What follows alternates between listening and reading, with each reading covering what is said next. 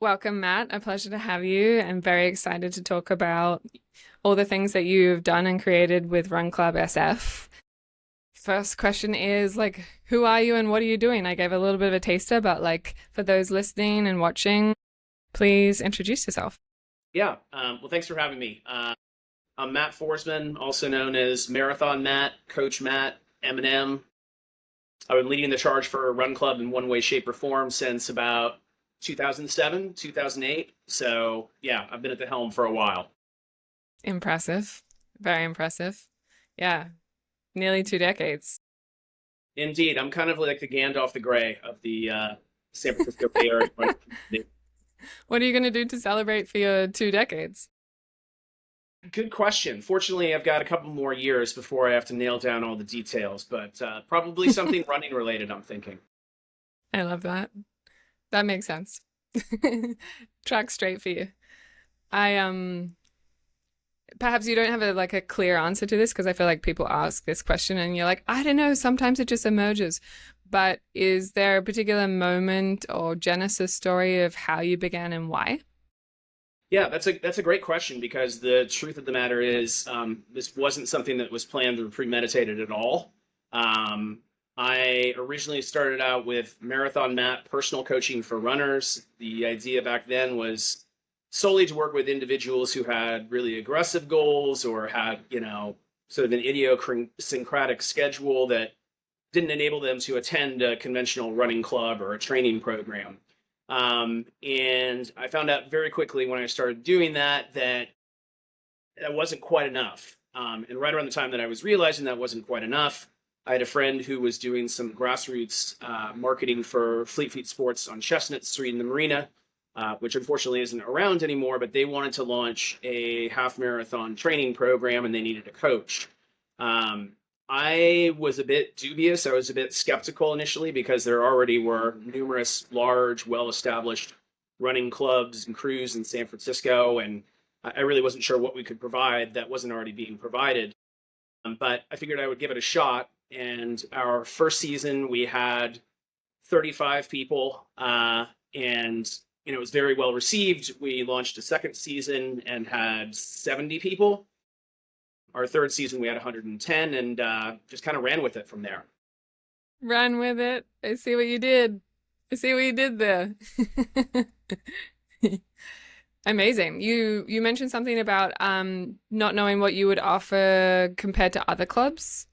Was Mm-hmm. there something that you did differently, or were you just like, oh, there's enough people who want and need this that they can be similar and it doesn't matter?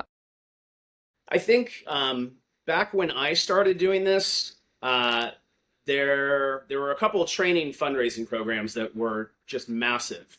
Team in Training, which is the leukemia and lymphomia program, and so the idea was you would train for a destination marathon, and during the process of your training, you'd raise a few $1,000s for the Leukemia and Lymphoma Society. Fantastic program. I actually did my very first marathon with them.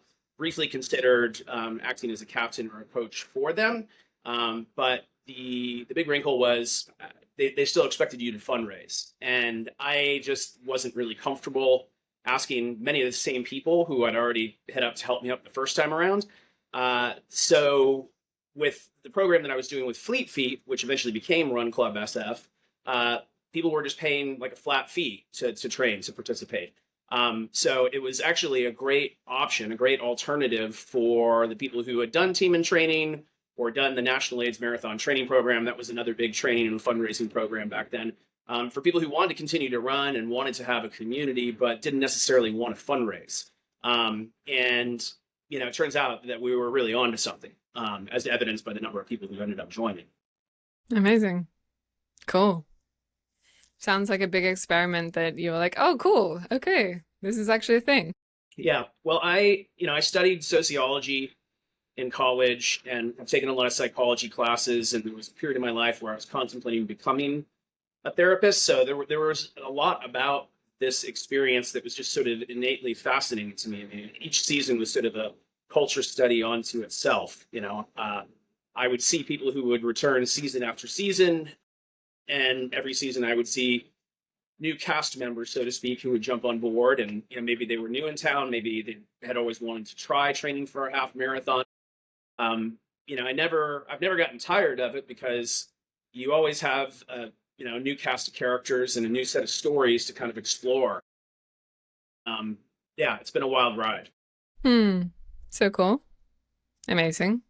Is there anything else that you want to add to your intro before we go into rapid fire questions? Because, of course, there's a lot more to talk about, but you're like, this is who I am and what I'm doing. Is there anything else you want to share? Um, I guess, if you're somebody who's looking to create a community, um, again, I've been doing this for 15 plus years. Obviously, I live and breathe running. That's a huge part of why I've been able to do this. But really kind of think about your why. What is this really about for you? Because I really think of my run club as sort of an organism. I mean, it's always growing, it's always evolving, and it's always changing. And part of my job and the job of everyone on my team is to kind of keep their finger on the pulse and see, okay, what are people responding to? What are they not responding to? What is it that we need to provide? We have to continue to feed this organism. We have to continue to take care of it, and nurture it to make sure it keeps moving forward. That's so beautiful, and I appreciate that. I feel like often people can be very static with their offerings and like one and done. So I want to ask you more questions about that, but I'm going to put it aside for one moment Mm-hmm. and let's get into a rapid fire questions. And then I want to come back to that because I'm so intrigued of you saying just like finger on the pulse and being responsive. Um, okay, rapid fire questions. What are the values of your community? I would say, well, community. That's one of our values. I mean, we're always very passionate about connecting people, not just connecting with them as like a coach slash athlete, but connecting them with other people. Um, the way that I grew up, I moved around a lot, so I was frequently the new kid at school. I frequently felt like an outsider, and I know how that can feel. And so for me, I'm always kind of keeping an eye out for someone I haven't seen before, someone who is new to Run Club, and how can I connect with them, and how can I connect with them with other runners.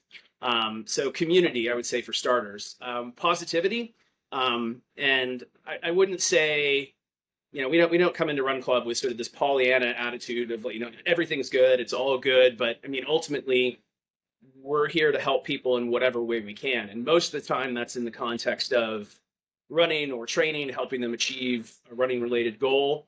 But there's kind of a things do get personal sometimes, and sometimes people need help in other arenas. And we have helped people before in areas outside of running.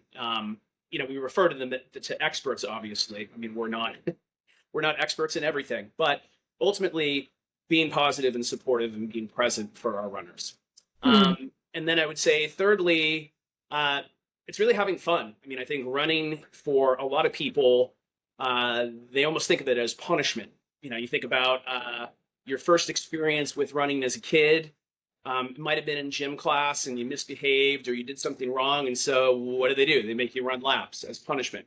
And it's unfortunate that's the first experience that most people have with running because it kind of sets the stage for whatever unfolds. But that's something that we're definitely heavily focused on is making things as fun as possible. And obviously there is still some work involved when it comes to running. Each foot strike you're generating 3 to 7 times your body weight in impact force, but there are ways to massage that, and there are ways to make it palatable and approachable for everyone. Hmm. So community, positivity, and fun. Yeah. Amazing. Yeah, I know. I love your slogan. I think it's a social club with a running problem, which I feel like really captures all three of those things. I think so. Amazing. Yeah. All right. Next one is what is the structure of your events? I know you do various different events, but if you want to give a short answer on that. Yeah, sure. So we have sort of our 3 core workouts. On Tuesday nights, we have a wild card run, which is usually 3 to 4 miles. It includes trails, stairs, amazing views. The wild card runs are a blast because it kind of gets people off the beaten path. And that's another thing that I would say is kind of part of our values is getting people to explore, in a safe way, getting them out of their comfort zone. So the wildcard runs provide a great opportunity to do that. Thursday nights, we do speed work at Kezar. And speed work, I try to offer as much variety as I can. But as I often tell my runners, there's running and then there's running fast. And in some respects, they're almost two different sports entirely because it's wonderful when you can get to a place as a runner where you can run comfortably for extended periods of time and go for a fun run with your friends in the arena and catch up and touch base. But speed work, there's very little about it that's actually comfortable. But there's really no way to get faster other than to start running faster. But I try to introduce people to interval training, progression runs, tempo runs, hills, all the various things that you can lean into if you want to get faster.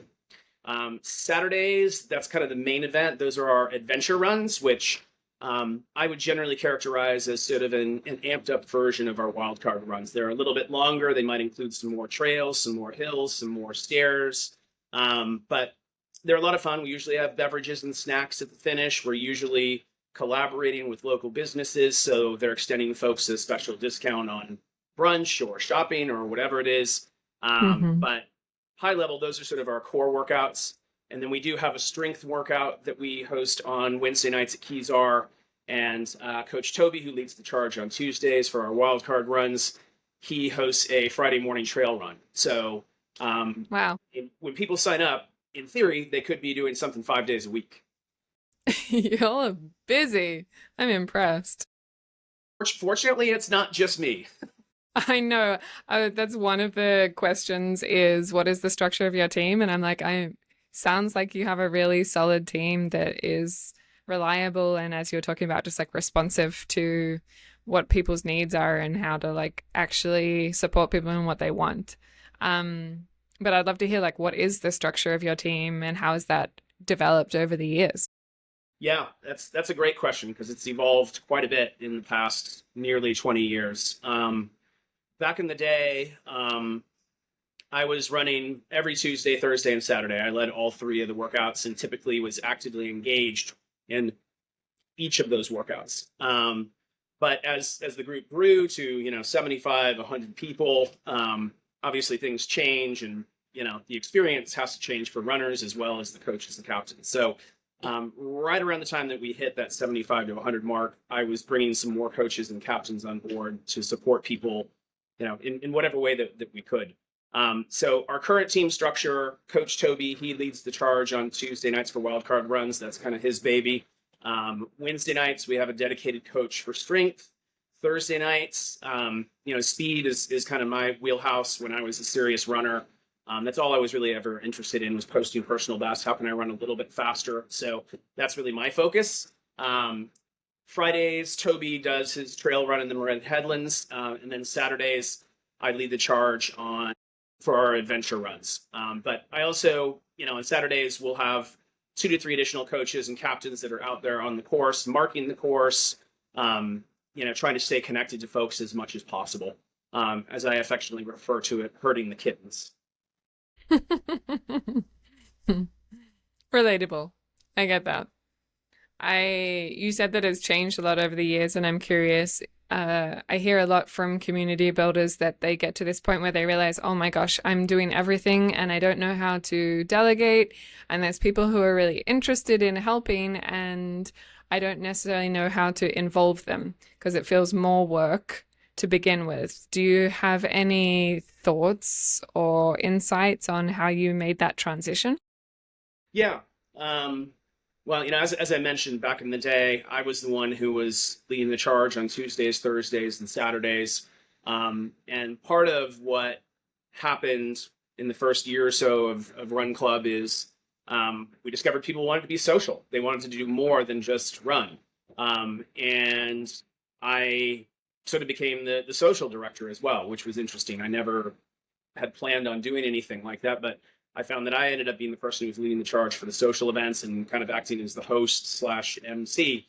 And started to stretch myself pretty thin. And I think, it was actually relatively easy to find people to help with some of these other things that evolved over time because we have a lot of people who return season after season and just simply love the experience and love the people, and are looking for opportunities to get involved and supporting the community. So, I have over time, I've got captains who help with social media. I've got captains who help herd the kittens. I have captains who are more oriented towards the social events and can help with that. And then obviously I have coaches who help with the actual, the running, the training pieces of it. And yeah, I mean, that's kind of how the team has evolved. Some of it is organic. Some of it I, intentionally sought out coaches that I knew, who I knew would do a great job and who would be a good fit. Mm, great. I love the assignment of captains and coaches. Like it feels satisfying for people to feel like they're in charge of something and can really thrive in that role. Yeah, well, and I mean, it's important for people to. I mean, I always encourage my runners to reach out to me with anything, whatever they need. But I also make a point of underscoring the fact that hey, it's not just me. I mean, you have Toby, you have many of our other coaches and captains who you can lean on as well. So again, we try to make things as personal as possible. Mm, cool.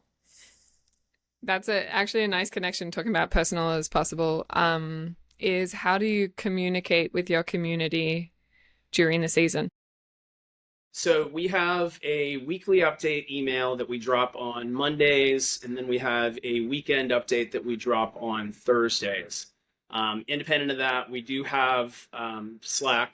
So we have a number of different Slack channels that we use to communicate. And then obviously in our in-person sessions, we communicate with folks that way. And it generally seems to work pretty well. I mean, most people seem like they get the message one way or the other, whether it's via email or whether it's via Slack. Very rarely do we have any folks who get confused or have any crossed wires. Great. I feel like that's half the battle. It sounds like you're like people get to kind of choose the medium or communication style that works for them. Yeah, one of these days we will evolve into doing some text messaging, but Mm. I'm a firm believer in over communicating. So there's a lot of communication we try to put out there. Mm-hmm. Yeah, I've heard something around marketing or advertising that people need to hear things 3 times before they can truly understand it. And I think that's just the case in general, unless people have really good systems that are automated. It's like life is full and life is busy. Like 3 times reminders and follow-ups are so helpful. Yeah, So, that certainly resonates for me. I've heard that as well. okay. Next question is, how do you market your events or how do you market your club as well? We have our website, we have social media, but I would say most of our runners, we're probably getting them via word of mouth. So people who have participated in Run Club season after season, then invite their friends to come out and test drive, and then they more often than not tend to join. So honestly, I would say like most of our marketing comes from people who are connected to Run Club in some way, shape, or form. Word of mouth is definitely one of our most powerful vehicles for getting people on board. And then I would say um, independent of emails, independent of social media, independent of word of mouth. I do have my own trail race production company, Sasquatch Racing, and I do also periodically advertise Run Club via those channels as well, because there's a lot of Mm-hmm. crossover, and I often think of the relationship between Run Club and Sasquatch Racing as sort of a symbiotic one. A Mm-hmm. lot of volunteers for my races come from Run Club, and I do get some people who participate in my races who cross over to the dark side and join us at Run Club as well. Amazing. I have questions about the Sasquatch, but I feel like that may be a bit of a detour, so feel free to bring it in if it's related, but otherwise we could potentially go down a whole nother trail there. But I know you've mentioned doing various different runs and coordination, so it makes sense that it overlaps so much. Yeah, for Okay. sure. The final rapid fire question is about financial model. So you mentioned like test runs. I'm curious, like part of new, is there a membership fee? Is there weekly, monthly? Like, how does that work, and how have you iterated over the years of what actually makes sense for you all? Yeah. So we kind of operate on a seasonal basis. So each season operates sort of in 10 to 12 week increments. So spring, summer, fall, winter. And then we usually have like a 2 week hiatus between each season. So the way that people participate is they'll typically sign up for a season, and then they'll re-up for the following season if they want to continue to train with us. Some folks, obviously, they'll take a season off and then come back. Some people, not many, it doesn't resonate for them, and it's sort of a one and done deal. But typically, the price point for a season with us is between like $100 to $150, and that actually hasn't changed much, honestly, since inception. I mean, our price point is about the same. And I think, it's sort of interesting being in this space where there are lots of like free clubs, crews, and tribes out there. And I think that's great. And I certainly don't have any problems with that. But, the folks who are on my team, I mean, my coaches, they're USATF, RRCA certified. We really go out of our way to connect with people and help them chase down their running dreams, whatever that looks like. And, there is structure and there's planning and there's time and energy that we invest in every single run that we host. I feel like our price point, I wish I could give it away for free. If I could get a sponsor to cut me a huge check every single season, I would. But I mean, when you actually run the numbers, I mean, it comes down to about $10 a week, which is basically like a sandwich or a burrito per week. And I think, if you're really leveraging everything that we offer, it's a pretty incredible value proposition. Mm, sounds like it. I And mean, when you you'll put consider in a lot of care. yeah, and I mean, you consider the fact that, you have people who are paying $20+ for like a single class of Soul Cycle or Body Rock or Yeah. Barry's Boot Camp, and I'm like, we're only charging basically $10 a week. So Yeah. $10 a week for 5 events a week, which Mhm. is incredible. I would like to find you some sponsors and make that dream happen for you. But you also mentioned that you do brand partnerships or collaborations with local businesses and so on. Is there any income from that, or is membership fees solely the financial model? I would say I mean, the membership fees, that's primarily the social model. We periodically do get, some nominal sponsorship, but, the collaborations that we do with local businesses, I mean, that's something that I'm just really passionate about, and my team is really passionate about. One of the collaborations that we really love is we work with Green Apple Books. So we have kind of a reading club. Um, I often say that running was my first love, but that's not entirely true. Reading was my first love, as evidenced by the bookcase behind me. Uh, and it If still is. only you could read and run at the same time. If I only suppose for audiobooks. Yeah, exactly. Audiobooks. But Green Apple Books, like, I've always loved Green Apple. It's one of my favorite places, and like it's impossible for me to walk in there without spending a couple $100. And there are lots of great books out there about running, but there are also lots of great books that are sort of running adjacent, whether that's about mental toughness or staying consistent or just being outside or anything that's sort of health and wellness oriented. So that's been a blast. I mean, I love helping them, and obviously we get a little bit of visibility via our relationship with them as well, because they will shout us out on social media. Amazing. Great. Okay, that's the end of the rapid fire questions, and now I want to get into like the Dive. details more. Exactly. And I want to come back to that. You mentioned earlier about finger on the pulse and being responsive to your community and people's needs and asks and requests. And I'm curious to hear more about that, Okay. because I think that that's something that a lot of people think like, oh, one and done. Here's the offering, like take it or leave it. So I'd love to hear your approach and how that's evolved over the years as well. Yeah. Well, I think when we first started out, as I mentioned, we kind of operate on a seasonal basis, and that's kind of a relic from those first few years when every season revolved around training for a specific event. So, for example, Our spring season might be we might be targeting the Santa Cruz Half Marathon. So the name of the program would actually reflect whatever event we were training for. So Santa Cruz in 13.1 or something Hmm. like that.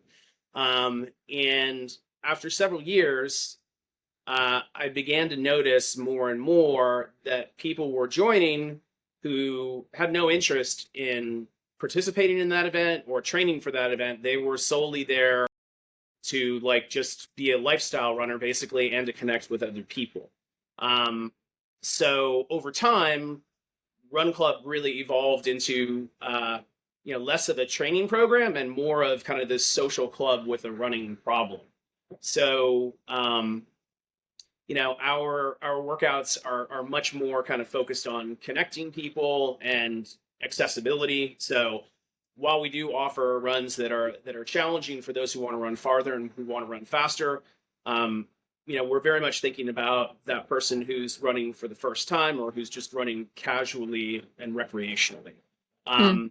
The other thing that we try to do at the end of every season is some kind of survey just to get a sense of what resonated for people, what didn't resonate. Is there anything we need to tweak? Is there anything that needs adjustment? And then independent of those surveys, we have team calls. I think every other week, or maybe it's once a month. But we touch base a few times during the course of the season to just kind of review our calendar and identify any things that like we need to tweak or that we need to adjust. Amazing. And on Slack, I'm in constant communication with my coaches and captains, and always kind of trying to suss out anything that's going on where I'm not present. If there's anything that I need to be aware of. Mm. Incredible. That I imagine is very helpful for a lot of other people to hear about feedback and how to integrate it and how to adjust, and actually how to give people an opportunity to show that they're invested in the community, because if they're not, then they're probably not going to say anything. And that Right. feedback is such a gift of being like, oh, thank you. I don't have to Well, be thinking about this just by myself. Like, you all are so invested that you actually want to give feedback and see things change. So it sounds like you have a really strong, caring community. we try. We really do. I it's a lot of people refer to Run Club as their family or their second family. So that's something that we definitely try to lean into as much as possible. So whatever we can do to support people. Hmm. Beautiful. Another question I want to ask, and it sounds like maybe this is not something that you need so much help with, is how do you get people excited about your events or excited about the season?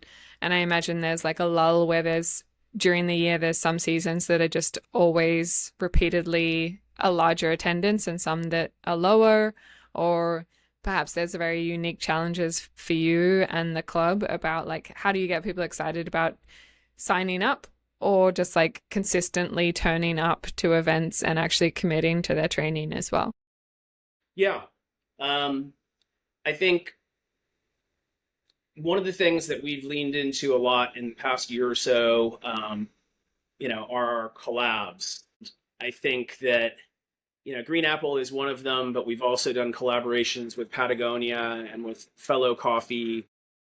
We've also done collaborations with Foghorn Tap Room and other local businesses. That's something that I think gets at least some of our runners excited, because when they show up, it feels less like training and feels more like an event, feels more like an experience.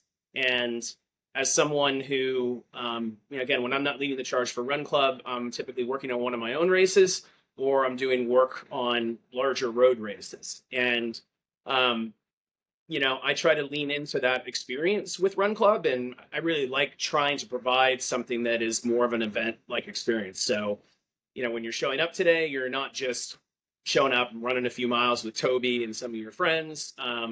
Maybe you're going to Hometown Creamery and they're giving you a free waffle cone, or maybe you're going to Green Apple Books and you're supporting a local business and you're getting a discount on your favorite books. I'm always looking for ways to inject a little bit more fun and inject something that's a little bit different from the other options that are out there. So I think in terms of getting people excited for the upcoming season. Those are the kinds of things that we lean into. Is here are the special things that we're doing. Every single week, or here are the special things that we're doing this season. Also, between seasons, we'll typically do some fun little pop-up runs, as we refer to them, which are free and open to the public. So anyone who is sort of intrigued by us, or who has some kind of interest, they can come out and they can test drive and they can get a feel for what we're all about. And then it also provides an opportunity for our folks who participate season after season to still stay connected, even though we're technically not in session. Mm, great. Sounds like people love a treat and people love an experience, and being able to keep it some sense of novelty is what makes people excited. That's what I'm hearing from you. Yeah, yeah, absolutely. Yeah. They're We're, like, we're always brainstorming. Like we mm-hmm. did a scavenger run not too long Fun. ago. There was no set course. We didn't put down any course markings. Just gave them a cheat sheet, and the general idea was, hit as many of these spots as possible in 60 minutes, and then for each spot that you hit, you get a raffle ticket and you win some prizes. That's so And fun. yeah, people got a big kick out of it. Also, Mm. it's very low maintenance from a coaching standpoint. You don't have to mark any courses, and like you have to figure it out. You're like, here's the map. Go for it. Amazing. Love that. Experience design in events, I think, is a whole nother conversation we could probably have of like, what is the difference between just an event and what is the difference between an event that has like an experience inside it. So Mm-hmm. maybe that's a whole nother conversation we could have another time. Seeing Yeah, as I think that that's something that people are really drawn to is like how to offer an experience, not just like a moment together. yeah, absolutely. And I think you see, certainly with younger people more and more, there isn't as much interest in things or, physical possessions. It's more about those experiences. Mm-hmm. So, it's fun to be able to provide that. Mm. Yeah, sounds like it. Okay, another question I want to know, and maybe this is something that you're like, oh, I really need to like think back to this, but what were the three major challenges or lessons that you learned in your first year, or maybe the first sort of stage of your club that you're like, oh, why did nobody tell me this? This would have been so helpful to know earlier. That's a great question. Um, I think those first few seasons, well, number one, how to manage growth. The first season of Run Club, we had 35 people, and at that time, like that seemed like a huge audience. Today, that would be minuscule in comparison to what we see now, which is usually like 125 to 150 people per season. But I had to learn very quickly. Like, okay, I can support a lot individually, and I might be able to manage an entire program by myself with 35 people, but I can't be everywhere at once, and I can't be everything to everyone when there are 70 some odd people. So, Mhm. how to manage growth and how to identify good coaches and captains who can, step in and help you with the things that you need help with. Um, Number two, I would say, just being better attuned to when you need to make changes. Truthfully, I think I was too married to the way that we did things for a long time. I think Run Club should have been the social club with a running problem, probably 2 to 3 years earlier than it actually was, because there was a period of time when just prior to the pandemic, when our numbers, went from 100 plus to more like 65 to 75, and no one was expressing displeasure. No one was saying it was a bad experience, but we weren't connecting with people the way that we probably should have been. Mm. And this was during a period of time in which we weren't really doing surveys and we weren't being as proactive about kind of figuring out what do people want, what don't they want. So I would say, that's part of the reason why now we have the surveys, we have the team calls, we have all these mechanisms in place to make adjustments. If we have to make an adjustment in the middle of the season, we can conceivably do that. And then the third one, I think, how to put this eloquently. As I said, this wasn't something that was planned. It wasn't something that was premeditated. I mean, it just kind of happened and I ran with it. And here we are nearly 20 years later. But I think, I think you need to think long and hard about, is this something that I'm really invested in for the long haul? Hmm. I have gone through periods in the past where I've wondered if it's time for me to step away, like if I kind of run my course with this. But the truth of the matter is, like, I still love running. I still love working with people who are new to Run Club and figuring out what their story is and how we can help them. And I'm fortunate that those are things that are still I'm still very passionate about. So I Mm. think if you're going to go down this path of creating a community, um, give some thought to, is this something you just want to do you want to give it a shot, or is this something that you want this to be a part of your life 10, 15, 20 years down the road? Yeah. So I think that's three, right? I think it is. Yeah. There was growth and delegation. I think that was kind of one. Yeah. And then there was feedback and how to like adapt. Is Yeah. that right? Yeah. I would say so. Being responsive and proactive when it comes to evolving and making changes. Hmm. And then the third one, I would just say, really, really think about your why, I guess. Maybe Yeah. that's the best way to put it. Yeah. Yeah. Like that's one of the questions which is uh, I want to ask you now, seeing as we're there, is when things are hard and when you maybe have those moments of doubt, like, of why am I doing this? What do you remind yourself of and what keeps you going? Um, the fact that, I mean, I would kind of think of myself as an evangelist of sorts. While I generally identify as agnostic, um, running really is my religion. And a big part of what I see my mission as is, to get people drinking the Kool-Aid, whatever that looks like. Maybe that's Run Club, maybe that's via my trail races, maybe that's via the larger races that I work on. But fundamentally, I think people are better when they're running. I know I'm better when I'm running on a regular Hmm, basis. And you know, not to sound too hippy dippy or out there, but I mean, I think the world would be a happier, better place let's if more go. people were running. Interesting. When you say you're better when you're running, what changes? Um, Pretty much everything. I hesitate to characterize running as a panacea, but I mean, there's so many positives that one can derive from the act of running. When I first got into it in high school, I was a very anxious, high-strung kid, and I discovered the runner's high. And when I discovered the runner's high, I discovered I felt comfortable in my own skin. I didn't feel as anxious. I didn't feel as high strung. And also, very quickly, I got stronger, I got faster, I became more self confident. So it was something that was a huge game changer for me when I discovered it. And I've worked with many people over the years, individually and via Run Club, who um, started out just training for a half marathon, and maybe that was a really serious, demanding, daunting undertaking. And they pulled it off in 10 to 12 weeks. And then suddenly, the next thing you know, that acts as a catalyst for people to think about, other major changes and improvements they can make in life. Maybe they're in a relationship that they're not happy with and they didn't have the courage to like find something better.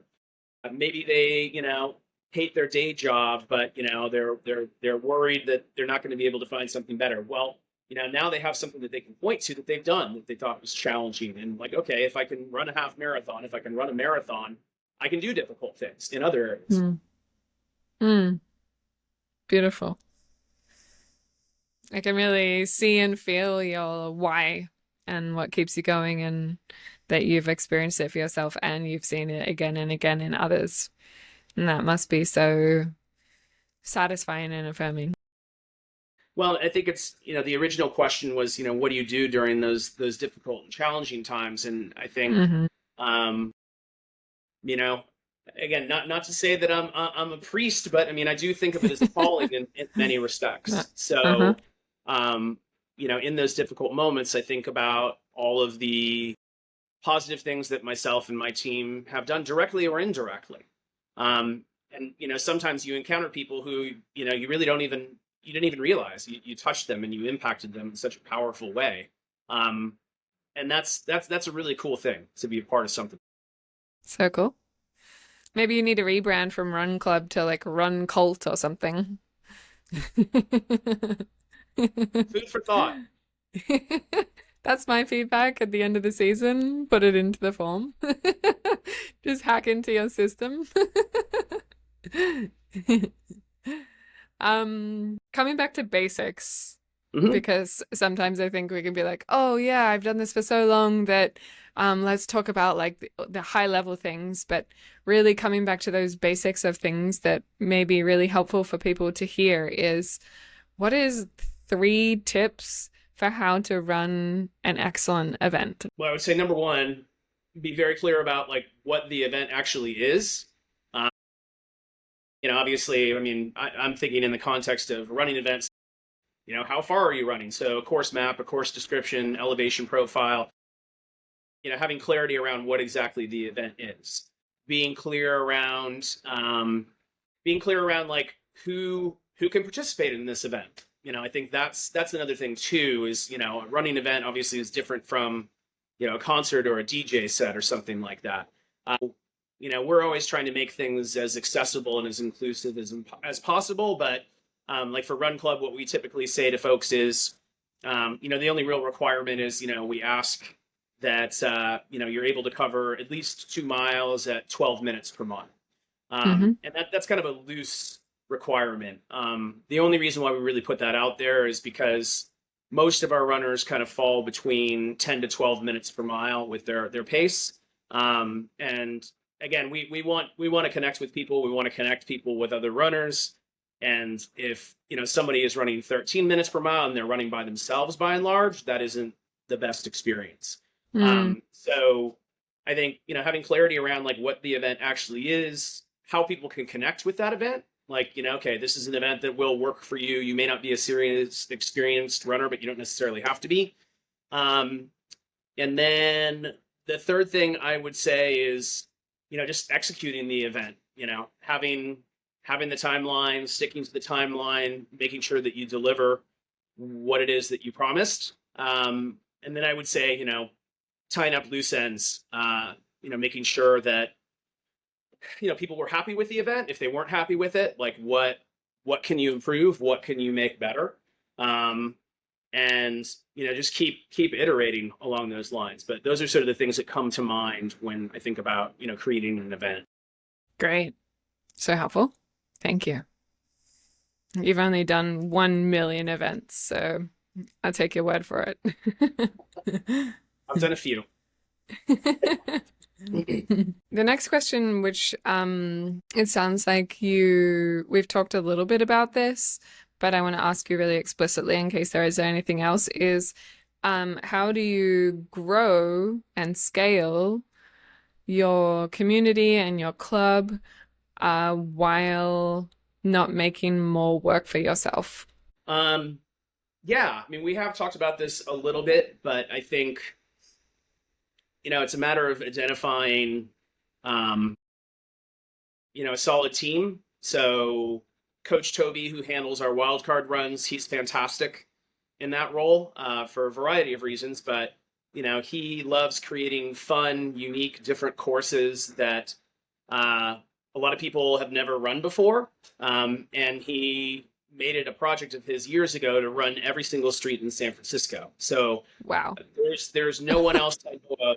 Right. I mean, there's no one else I know of who's better equipped to do what he does because he knows every single street in San Francisco, every path, every alley, you name it. So Whoa. It's like a if I, London taxi driver on foot. yeah, exactly. So he's fantastic at what he does on Tuesdays, and not surprisingly, like Tuesdays that's probably our most well attended workout because it's almost always going to be something fun. It's almost always going to be something different. And he's absolutely great in that role. And also like he's a fantastic resource for me as well. Like, hey, Toby, I want to cobble together some course that that starts and ends at Zeitgeist. I don't know anything about running the mission, and Toby can immediately pop off a few different courses that we could do there. Wow, Um, shout out to Toby. yeah. Strength. We've got a Coach Elena, who strength, mobility, biomechanics, and form. That's really her wheelhouse. That's really her passion. And while I have some of that knowledge and experience, this is really her wheelhouse. And so, she's the perfect resource to handle our strength workouts. Um, I think I was mentioning earlier, we have captains who, I've got a social media captain, Jess. She's, really loves Instagram and loves social media. And, while I'm functionally competent and I can do social media, I'm not, I'm not, I don't have it as dialed in as Jess does. Hmm. So she's a fantastic resource. She also is someone who she does a lot of like clothing design. She works for Old Navy, and so she's helped us kind of rebrand and come up with new Run Club shirts and hats. Like that's something that again, I mean, I can come up with design ideas, but like I don't use Adobe Illustrator. Like I don't have that kind of skill set. So Yeah. I'm always kind of on the lookout for like who do we have on our team who can help with whatever it is, Hmm. or looking for people who join Run Club who have skills and who have expertise that might help us improve the Run Club experience for everybody. Mm. Yeah, I really love to hear that you have such a solid team because it sounds like that I hear it again and again from community builders that delegating and finding people who are competent and also excited and really want to contribute and belong at an even deeper level in that organization is something that is ideal, but people find really hard to transition to. So it's amazing to hear that you're doing that so well. Well, thank you. I mean, it's definitely been a work in progress, but I think in the past few years, I mean, our team has gotten really, really strong, and that's been fantastic on a number of levels. I mean, one reason why that's been great for me is I've been working on more and more larger road races, which means I'm just not as present as I once was, and so I really want to make sure that my absence doesn't have any kind of real substantive impact. It's still a seamless experience for people who participate. Mm. Well, go you for building a beautiful thing. I want to ask you a couple more questions and shift a little bit to we've spoken about like the values of the club and what draws people in and that it's more of a social club. Um, but something that I'm interested in, and I think that people and community builders hope for, but don't necessarily very directly address, is how to build trust and safety with a community. Do you have thoughts or insights or learnings of how you've done that? Yeah, I certainly try to emphasize with my team that the safety of our runners and our athletes, that's really paramount. And during the spring and the summer, it's usually less of an emphasis because most of the time, even if we're running in the evening, it's still light out and it's easy to find course markings. In the fall and the winter, safety becomes more of an issue just because we tell Hmm. people on Tuesday nights it's basically mandatory. They have to wear reflective clothing, they have to wear headlamps, they have to study the course map and the course description. We really do try to underscore that with our runners, and also encouraging runners to be defensive runners. Don't take anything for granted. I mean, when you're driving, you check your blind spots. You make sure it's safe to cross the pedestrian crossing. You make sure that if there's a car at the intersection when you're crossing, you're making eye contact with the driver. So obviously we can't be everywhere at once, but we really try to emphasize that kind of messaging to our runners. um, as far as trust goes, that's an interesting question. I mean, I think all of us really try to be as genuine and as authentic as we can be, and we try to be as available as we can. Both at our workouts and on Slack or email or whatever it is, being present and being available. Hmm. And I think that that's something that by and large our team does very well, and I think that typically engenders trust. I mean, people feel comfortable around Toby, they feel comfortable around me because they can always count on me being there on Thursday nights and on Saturday mornings, and I'm always on Slack, and hopefully I'm usually prompt in responding to Slack messages and emails. But I think people see like we're there every single week in and week Yeah. out, and I think that provides a certain level of comfort, and helps engender trust. Mm, amazing. Love to hear it. I knew you'd have a good answer to that. I was like, all right, Matt, what you got? Okay, one question before we shift into like closing question. Okay. What do you hope that, and maybe this comes back to the question around like running being your religion, or perhaps it's different. I'm curious to hear, but what do you hope that the legacy of Run Club SF is if it was to disappear today? Wow, that's a big one. Um, Finish with a banger. if I were to pack it in and retire today, what would I want the legacy of Run Club to be? Hmm. Um, I would say, um, honestly, probably less about the actual running and more about the community that we've managed to create. I mean, there are countless, innumerable friendships that have been spawned as a direct result of Run Club. Um, Countless, innumerable romantic dalliances that have occurred as a direct result of Run Club. There have been many couplings. There have been more than a few nuptials. There are a few children running Oh, around today, oh. literally and figuratively, as a direct result of Run Club. Again, that was never anything that was in my mind when I first started doing this, but has been a wonderful sort of happy accident that has happened along the way. Um, and I think, if I really think about what I'm most proud of, it's people who we've impacted in a positive way like that, whether that's connecting them with other people, or helping them via the act of running to see that they're capable of doing hard things. They're capable of doing things that they perhaps never imagined they could. Mm, Um, and in many respects, I launched Run Club. I launched my own business around running, as a direct result of what I accomplished as a runner. If I can run a marathon, if I can qualify for Boston, maybe I can leave my day job that I'm not happy with, and maybe I can build some sort of professional existence out of this passion. So, um, I like to think that what we've done for the past nearly 20 years has impacted a lot of people in a variety of positive ways. mm, incredible.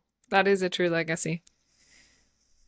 You are you are the ideal person to speak to about this, and I imagine that many of the people who listen to this or watch this will learn so much and be able to build on your shoulders of what you've created and how you've done it well and the things that you're like, oh, nope, that did not work.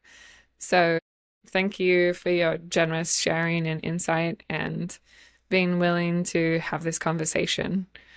Yeah, my It's been a pleasure. pleasure to have you. Well, thank you for having me. I mean, it's great for me to. I mean, these are questions that many of them I've never answered before. So it provides a great Hmm. opportunity for me to think about, why the hell am I doing this? How did I get into it? You're like, wait a second, let me just pause and consider that for a moment. What That is this really about? love to hear that. I'm glad that it could be beneficial for you.